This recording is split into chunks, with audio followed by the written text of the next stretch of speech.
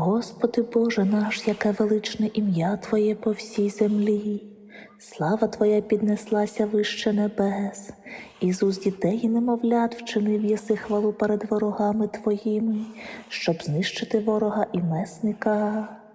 Коли погляну на небо, діло рук Твоїх, на місяць і зорі, які Ти поставив, то що є людина, що Ти пам'ятаєш про неї, і син людський, що Ти опікуєшся ним? Ти створив його мало чим меншим за ангелів, славою і честю вінчав його, і поставив його перед творінням рук Твоїх, все підкорив під ноги його, овець і волів усіх, ще й звірів польових, птахів небесних і риб морських, що ходять стежками морськими. Господи Боже наш, яке величне ім'я Твоє по всій землі.